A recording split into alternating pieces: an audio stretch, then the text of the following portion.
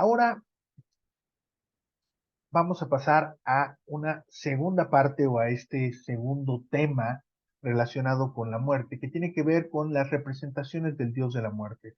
Y lo que nosotros queríamos en esta sección es mostrarles un poco cómo en diferentes partes de nuestro país se ha representado a esta deidad que tiene que ver con los muertos, a esta deidad que acompaña el camino de los muertos, y que es muy, muy llamativo porque, como les decía yo al principio de la charla, se parecen mucho en, eh, se parecen mucho en las diferentes regiones de nuestro país, y eso es lo que hace que la cultura mesoamericana sea única. ¿Por qué? Porque estamos encontrando elementos que hacen que todo tenga, digamos, de alguna manera sentido, que a pesar de que hablemos de mayas o hablemos del occidente de México, hay hilos conductores que van a acercar a estos pueblos a través de diferentes creencias o diferentes formas de representar sus creencias. Y en este caso creo yo que el dios de la muerte es bastante claro, bastante notorio para poderlo identificar, pero creo yo que es bastante interesante podérselos mostrar cómo la muerte es representada ya no en el vehículo, en el cuerpo, sino ahora en las esencias, es decir, en los señores que se encargan de regir al mundo de los muertos y cómo es que están presentes en todos los momentos y en todas las culturas mesoamericanas. Por ejemplo, esta es tal vez, creo yo, la imagen más conocida que tenemos de la muerte en el mundo prehispánico. Se le conoce como el disco de la muerte, aunque también es entendido como el disco del sol de Teotihuacán.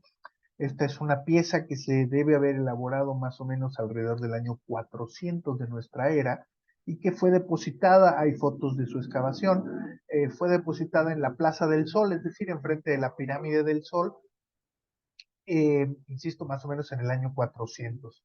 Le falta una parte del disco, es decir, se encontró rota, no se encontró el resto del disco, pero es muy interesante porque el halo circular que encuentran ustedes es probablemente un tocado de papel plisado, es decir, un papel muy parecido al papel de China, al papel que se utiliza, que hoy en día utilizamos para diferentes detalles.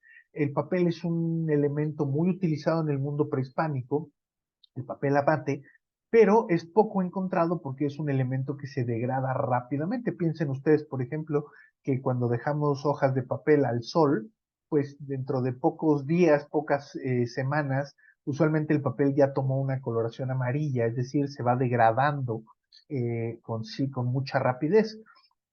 Pues ahora imagínense cuando ese papel está bajo la tierra, con la humedad, con los cambios de temperatura, pues usualmente el papel se deshace con mucha rapidez. Hemos encontrado muy, muy poco papel arqueológico en nuestro país, a pesar de que sabemos que se utilizaba muchísimo. El disco está enmarcando justamente a propiamente el dios de la muerte. Nosotros usualmente este tipo de representaciones las asociamos con el dios de la muerte. En el mundo posterior, posclásico, se llama Mictlantecutli, pero en la época teotihuacana no tenemos verdaderamente idea y por eso le llamamos el dios de la muerte teotihuacano. Muchos les gusta decirle que es justamente Mictlantecutli, pero aquí pues nosotros no nos gusta participar mucho de la deformación que se ha dado un poco de la cultura mexica, de la cultura azteca, porque muchas veces queremos explicar todo a partir de la cultura mexica porque es la que mejor conocemos, hay muchas cosas escritas sobre ella, y sin embargo no siempre nos ayuda esto. Por ejemplo, también hay un dios de la lluvia en Teotihuacán, y muchos autores le quieren llamar Tlaloc porque se parece a Tlaloc, sin embargo, pues nosotros no sabemos específicamente cómo se llamaba y si realmente es equivalente o es el mismo personaje. Lo interesante en este caso es que ustedes puedan observar algo que les voy a repetir varias veces durante las siguientes imágenes que ustedes van a ver, y es que nosotros visualizamos al dios de la muerte como una calavera, y esto es muy padre o muy interesante, como el esqueleto de una cabeza humana. Sin embargo, si ustedes se fijan, pues esta imagen del dios de la muerte tiene algunos elementos que son muy particulares. Por ejemplo, tiene parte de los mentones, parte del maxilar superior, es decir, esta región, tiene encías alrededor de sus dientes y sobre todo tiene lengua. Esto es un tema bien padre y bien interesante. ¿Por qué? Porque nosotros queremos pensar, porque estamos acostumbrados a eso, que la muerte es una calaca, es una calavera. Y en el mundo mesoamericano casi es una calavera, pero todavía le vemos restos de carne, todavía le vemos algunos aspectos humanos a esta calavera, como insisto, las encías o la lengua, o en otros casos que verán ustedes más adelante, incluso, por ejemplo, los ojos. Los ojos son uno de los elementos que más rápidamente entran en descomposición cuando fallecemos por su propia composición. La piel, los huesos, los ligamentos tardan muchísimo más en degradarse y los ojos, los órganos internos, pues son los primeros que usualmente tienden a, a degradarse y a perderse dentro del sustrato que cubre a los muertos, la tierra que cubre a los muertos. Pero esto es muy interesante porque lo que nosotros entendemos, si recuerdan, yo al principio de la charla les hablaba de estos opuestos que se complementan. Y justamente la muerte es pues obviamente el complemento de la vida. Y si lo vemos desde otro punto de vista, pues la muerte es un poco el complemento de la fertilidad que da la vida. Y esto a veces la gente le cuesta un poco de trabajo de pensarlo. Sin embargo, entiendan, por ejemplo, nosotros cuando fallecemos, cuando morimos, lo primero que empieza a suceder es que nuestro cuerpo se empieza a descomponer. Nuestro cuerpo es una máquina que cuando el corazón deja de lanzar sangre a toda la máquina, pues la carne, los músculos comienzan su proceso de comenzamos a morir. Y esto es muy interesante porque si nosotros dejamos, piensen, los antropólogos físicos nos explican que más o menos un cuerpo humano se tarda aproximadamente, dependiendo del suelo en el que se encuentre, tarda más o menos unos 7 años en degradarse y en quedarse totalmente en los huesos. A veces, muchas veces los huesos también se degradan y desaparecen, como por ejemplo en el área maya, porque la tierra calcárea, la tierra con cal de la península de Yucatán, ayuda a que los huesos se deshagan muy rápidamente. Por lo tanto, ahí lo que encontramos muchas veces son las señales de los huesos, las huellas de los huesos, pero no encontramos propiamente los huesos. Lo que está sucediendo entonces es que los pueblos mesoamericanos veían a la muerte propiamente como el proceso de descomposición de los seres vivos al fallecer. Y entonces por eso es que nosotros vemos una calavera que tiene lengua o algunos otros elementos, como verán más adelante, que son en mitad cadavéricos, pero también mitad carne, mitad piel viva, mitad elementos que tienen que ver con la vida. Y esto tiene que ver o es interpretado por muchos antropólogos como parte de cómo entendemos, por ejemplo, los ciclos agrícolas.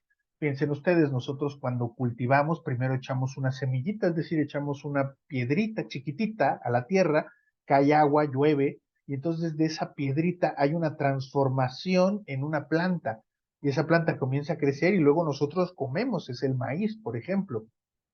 Pero no sé si todos ustedes sepan que cuando ya recolectamos el maíz, que es más o menos por estas fechas, que usualmente el maíz en octubre, en finales de septiembre, octubre, era cuando antes del cambio climático se recuperaban las cosechas, particularmente del maíz, pues lo que sucede es que se recolecta, digamos, la mazorca, la planta del maíz queda ahí. Y lo que se hace después, uno de los procesos que se hace posteriormente, después de las lluvias, es cortar los tallos de las plantas de maíz y volverlos a dejar dentro de la tierra para que nosotros es cuando pasamos y vemos como que está sucio el terreno, que está lleno de varas, por decirlo de alguna manera. Lo que están buscando los campesinos es que estas varillas que dan maíz, que era la planta del maíz, caigan al piso y se descompongan para que esa descomposición genere nutrientes en el piso, genere nutrientes en el suelo y el próximo año podamos volver a cultivar.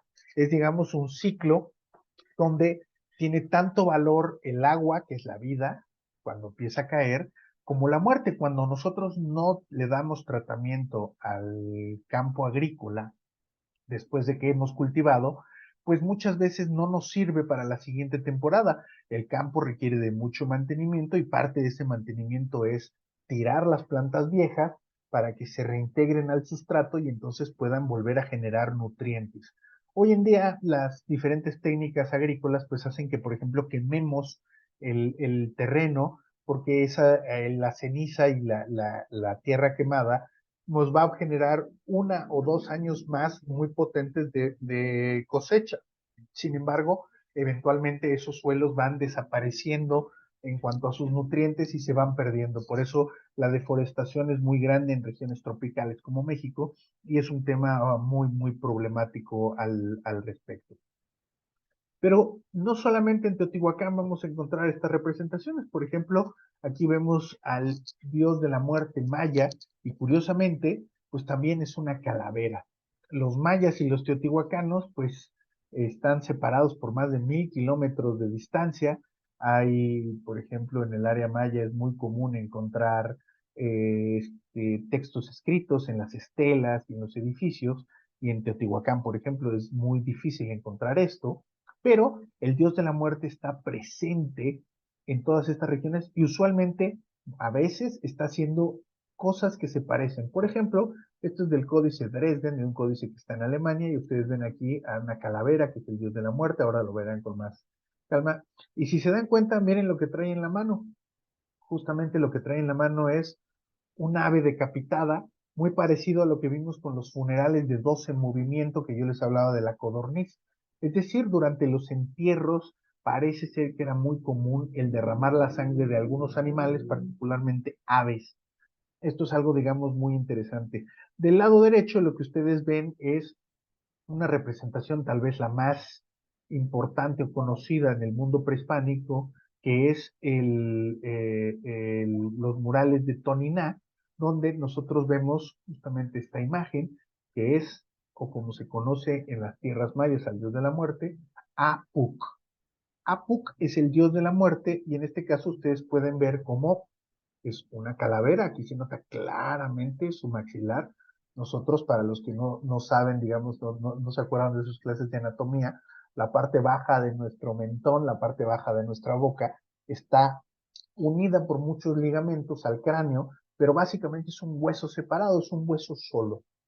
Entonces, justamente, pues nosotros aquí nos damos cuenta de que esto es una representación cadavérica, tiene sus huesos, pero, si se dan cuenta, en este caso tiene un ojo y cabello. El cabello también es de lo primero que desaparece de nosotros al fallecer. Rápidamente se pierden las propiedades que lo mantienen pegado a nuestra cabeza y entonces pues el cabello comienza a caerse. Pero es muy interesante, nosotros podemos ver entonces que el dios de la muerte pues parece una calavera, parece un esqueleto, pero no es un esqueleto.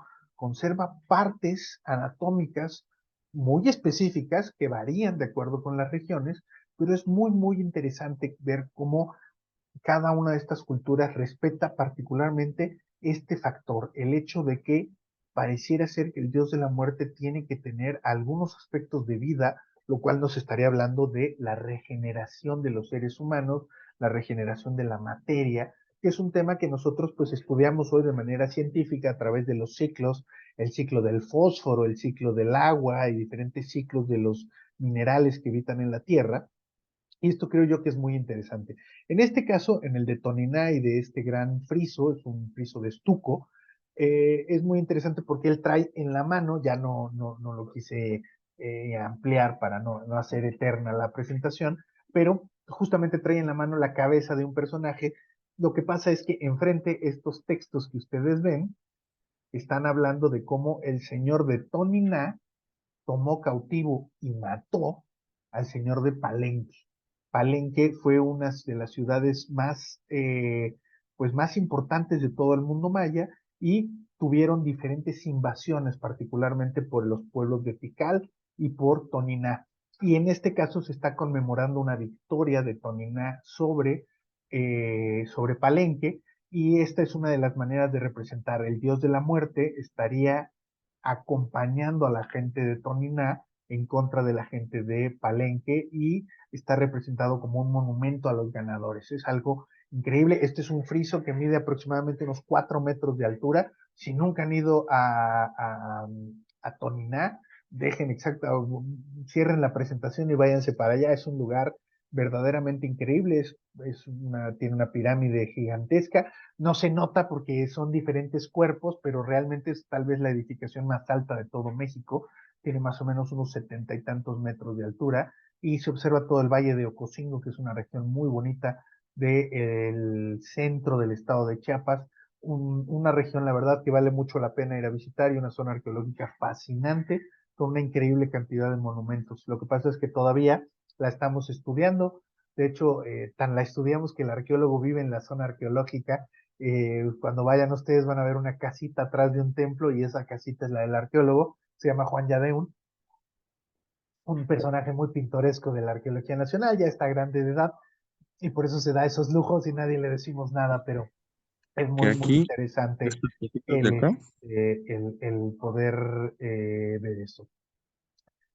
En el centro de México, en el centro de nuestro país, como les decía yo, pues el nombre del gran señor de la muerte es Mictlantecutli, el señor del Mictlán, el señor de los huesos, el gran personaje relacionado con la muerte. Este que ustedes ven aquí es uno de los dos grandes Mictlantecutli, miden más o menos 1,60 m de altura, y se encontraron en lo que se llama la Casa de las Águilas, que es el edificio que se encuentra al norte del Templo Mayor. Es un conjunto que está hoy techado, está junto a la calle de Justo Sierra y Argentina, y es propiamente la escuela de los guerreros Águila. Es un recinto muy interesante, se excavó en la década de los 90 y se encontraron dos de estos personajes flanqueando las entradas de la Casa de las Águilas. Es muy interesante porque estaban cubiertos de estuco, tienen, en vez de manos humanas, tienen garras, pero lo que quiero que ustedes vean que es increíble es esto que le está colgando aquí abajo. Muchos al principio decían, pero eso había que luego ir a corroborarlo en los estudios médicos, pero muchos decían obviamente que tenía que ver con el corazón. Sin embargo, para los que comen hígado y los que han ido al mercado y se han pedido unos higaditos, pues justamente lo que ustedes están viendo son los lóbulos del hígado y justamente es, como les decía yo al principio, está representando una de las tres entidades que viven dentro de nuestro cuerpo y que reside en el hígado. Por lo tanto, esta es una visión de la muerte relacionada o que está de alguna manera mostrando. Hay muchas imágenes del dios de la muerte que están presentando un hígado, por ejemplo en la Huasteca son también comunes, pero es muy interesante ver la manera en la que están representando a estos personajes. Y otra vez ustedes pueden ver, tiene nariz, la nariz es un cartílago, tiene hueso, pero el hueso está cerca del cerebro, está muy cerca de la base del, bueno, no de la base, pero la parte frontal del cráneo, y esto en general, la nariz son cartílagos. En este caso nosotros vemos que nuestro dios de la muerte tiene nariz y otra vez tiene encías, tiene orejas, elementos que se pierden rápidamente. Las orejas otra vez pues no tienen huesos, son cartílagos, por lo tanto son otra vez representaciones de lo que está vivo y de lo que está muerto. Es este entrepaso que encontramos entre la vida y la muerte y que en este caso pues nos está mostrando pues tal vez una de las esculturas más impresionantes del mundo prehispánico relacionado con la muerte. Se encontraron dos, una siempre está, siempre es esta, está expuesta en el Museo del Templo Mayor, la otra usualmente está guardada en cajas porque es pues uno de los grandes éxitos de nuestra cultura y básicamente la gente que viene a México a pedirnos exposiciones para otras partes del mundo siempre nos pide esta pieza, es algo, los Mictlantecutlis han viajado más que todos nosotros juntos, es algo verdaderamente increíble, han sido expuestos en Europa, en Australia, en China, en Estados Unidos, es, digamos, uno de nuestros grandes personajes que acompañan a nuestras exposiciones, dependiendo de los temas, obviamente, pero es una pieza verdaderamente majestuosa encontrada por el arqueólogo Leonardo López Luján en el Templo Mayor de Tenochtitlán. Es verdaderamente increíble. Pues miren, aunque ustedes no lo crean, esta es una representación de este personaje. Ay, los investigadores se pelean mucho de que si es el dios de la muerte o si no es el dios de la muerte, pero quiero que noten un detalle muy interesante. En la parte alta de la cabeza, no sé si se alcanzan a notar bien, pero tiene unos huequitos. Esta pieza de barro, son varias piezas de barro, ¿eh? Esto nosotros lo armamos en 3 o 4 piezas, así se hicieron, así se formaron. Digamos, aquí se nota en la cintura la división, la parte de abajo que tiene el faldellín está muy bien estucado y la parte de arriba no, porque se encontraron obviamente desarmados, pero digamos son piezas para armar muy interesantes. Y entonces ustedes pueden ver que en la cabeza tiene estos huequitos. Pues no se lo van ustedes a creer, pero todo parece indicar que les ponían pelucas. Es decir, se visten a las esculturas para darles vida en el momento específico en el que se van a utilizar, en el momento de los rituales. Vean ustedes particularmente las manos, están en la misma posición. Se discute y ahorita les platicaré yo un poquito con qué se confunde y con qué se ha hablado, pero es muy interesante y ustedes pueden ver cómo se les está ofrendando sangre y se les está ofrendando órganos. Se cree que estas esculturas serán bañadas en sangre porque eran obviamente pues las deidades de la muerte y era una manera de rendirle culto a la muerte en el mundo prehispánico, particularmente en el mundo mexica. Esta es una imagen de un códice llamado el Magliavecchiano, que es un códice que está en Italia, que es muy interesante porque nos muestra muchas representaciones relacionadas con la muerte, que son fundamentales para nosotros entender el pasado y la manera de entender la muerte. Insisto, no es solamente, nosotros hoy en día tal vez estamos acostumbrados tristemente a pensar en que el fallecimiento solamente es la desaparición corpórea de una persona y decimos, siempre vivirá en mi recuerdo, ¿no? Por ejemplo.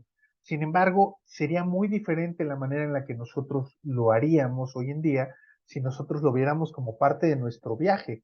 Es decir, que cuando tú te mueres, vas a empezar, dependiendo de cómo te mueres, vas a empezar otro viaje y vas a tener todavía otra serie de aventuras después de la muerte. Es algo verdaderamente espectacular y una concepción de la forma de entender la vida y la muerte muy diferente, aunque usualmente queremos creer que se parece mucho y es verdaderamente diferente. Le poníamos a esta lámina repetir es vivir, porque justamente las esculturas para lo que sirven es para repetir estas acciones. Esto, conforme se repite, se va haciendo lo que nosotros diríamos una ley.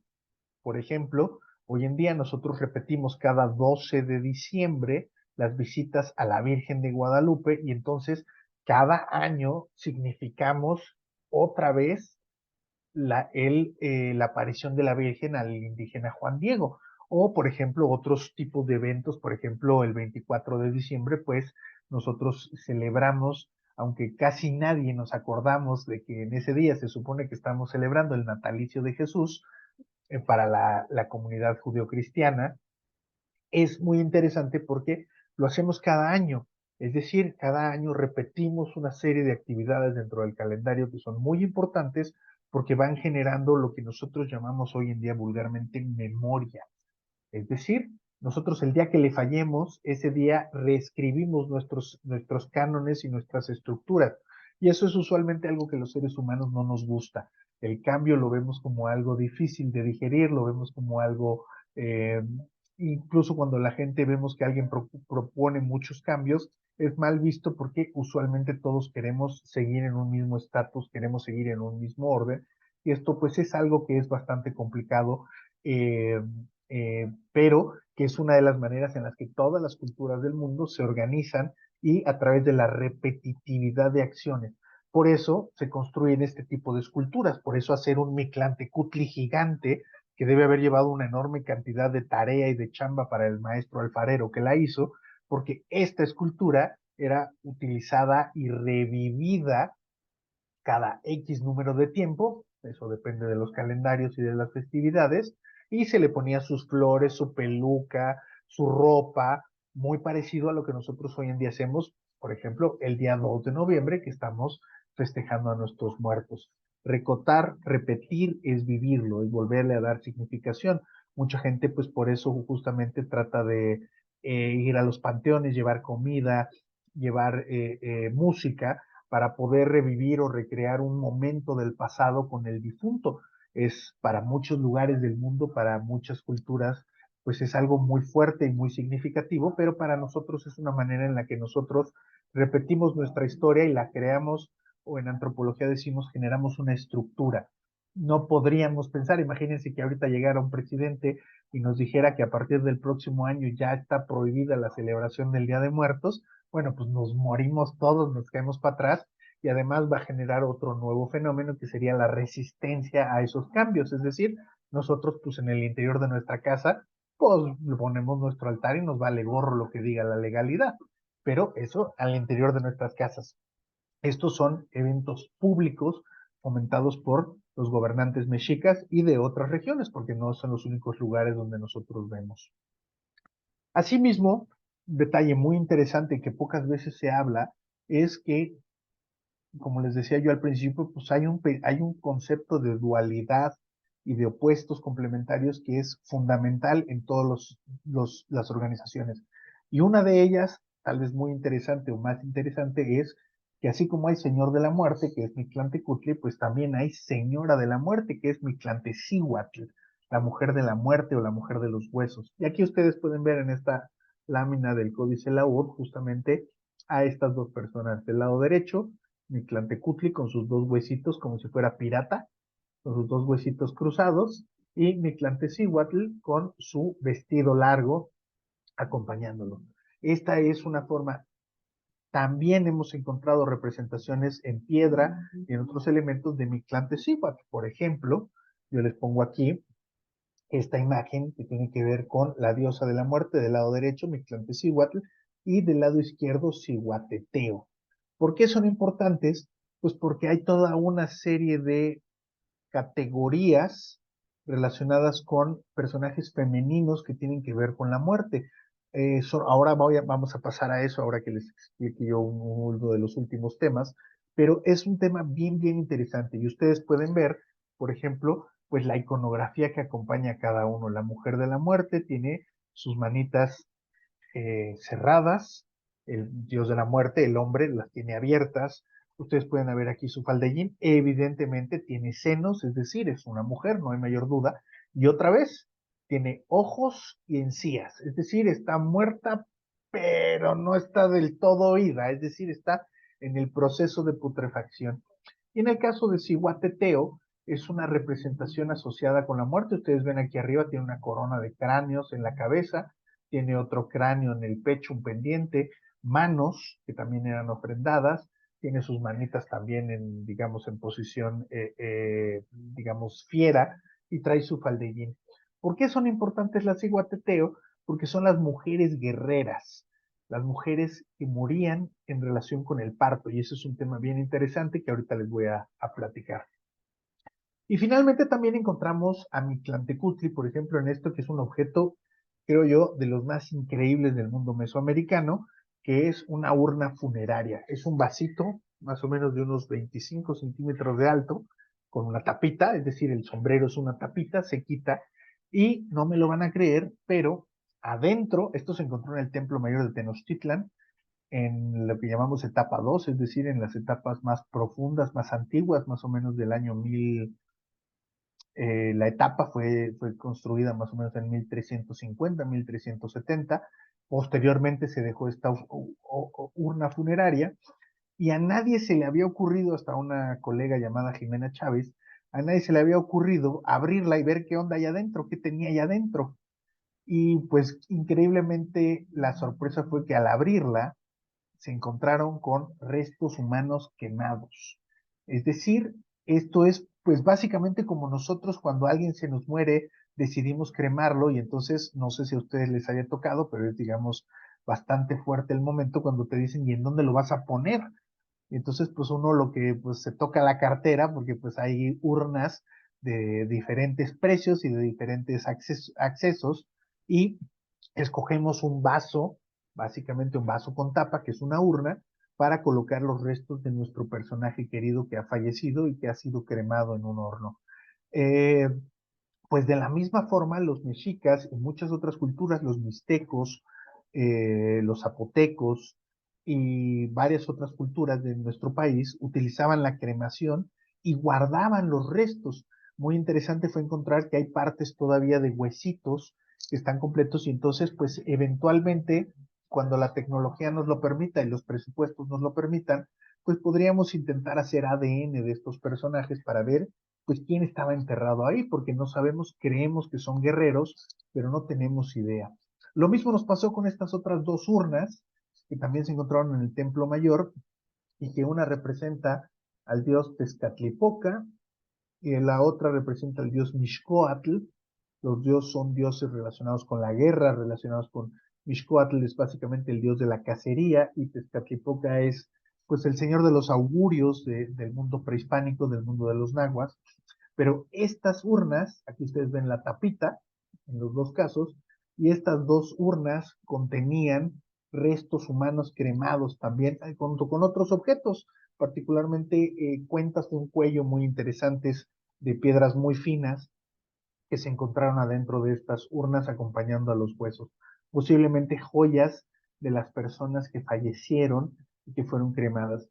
Pensamos que son urnas que pertenecen a cuerpos de guerreros por los lugares donde han sido encontrados, pero realmente todavía no tenemos información al respecto que nos pueda ayudar a tener certeza sobre quiénes son estos personajes. Lo que es muy interesante es que ahora sí que a mí cuando me petateé, pues a mí me encantaría que me pusieran en una urna de estas nada más, pues porque se parece, es decir, por seguir utilizando un objeto que fue construido hace 500 años, me parece algo fenomenal, además de que son muy hermosas, muy bonitas en cuanto a su talla, en bajo relieve, son piezas verdaderamente espectaculares, y ustedes pueden ver también en el Museo del Templo Mayor, en la sala 2 del Templo Mayor. Finalmente, quería yo mostrarles tal vez al señor de la muerte más impresionante que conocemos en nuestro país y que es el Mictlantecutli que se encontró en el Zapotal, Veracruz. El Zapotal es un conjunto arquitectónico muy llamativo, muy interesante, pero que además ustedes pueden ver que hay una línea, tanto en las banquetas al lado como en el cuerpo de la deidad, una línea que se distingue de blanco a café.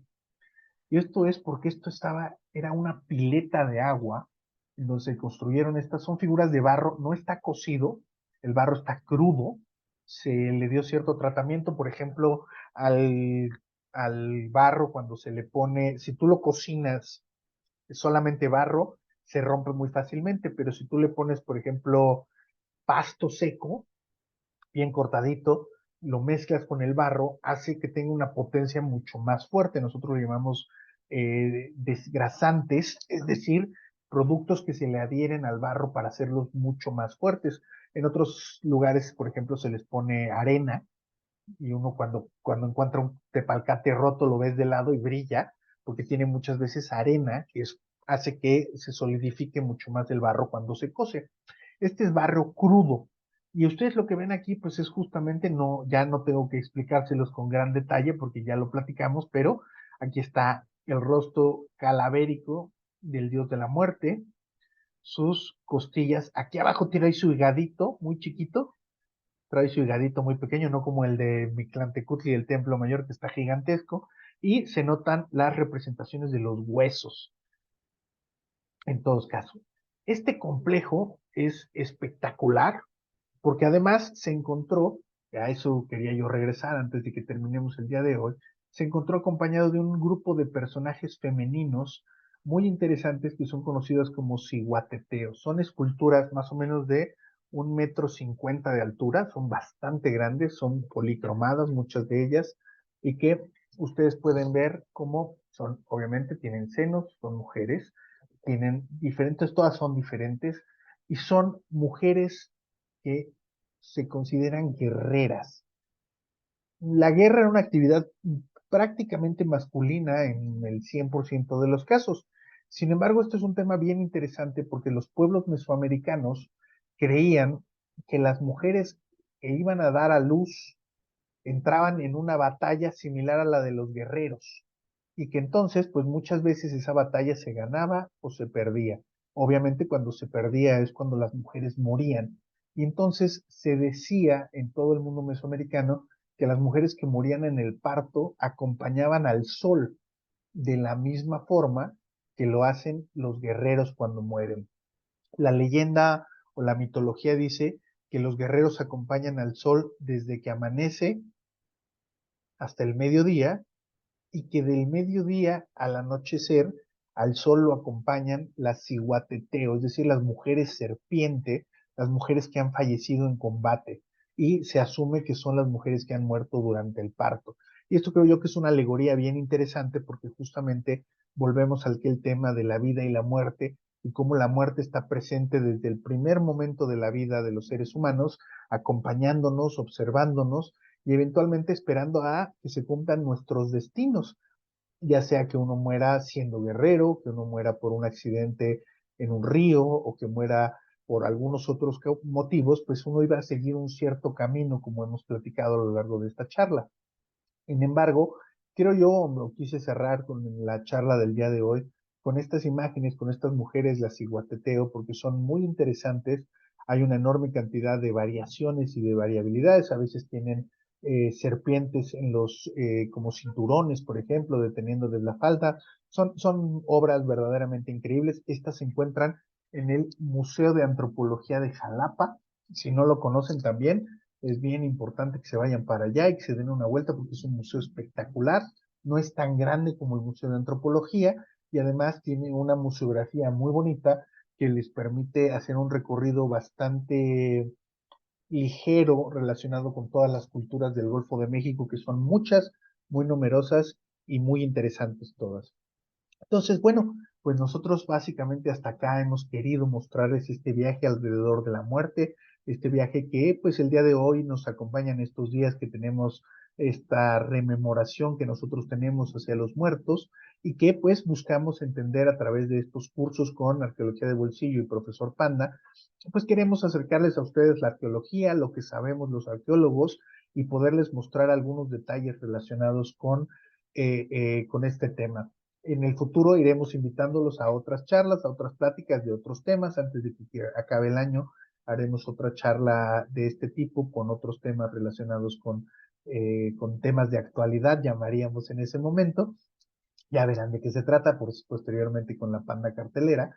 Pero, pues, hasta aquí hemos llegado. Les agradecemos muchísimo a todos ustedes su presencia, su participación. Y por ahí veo que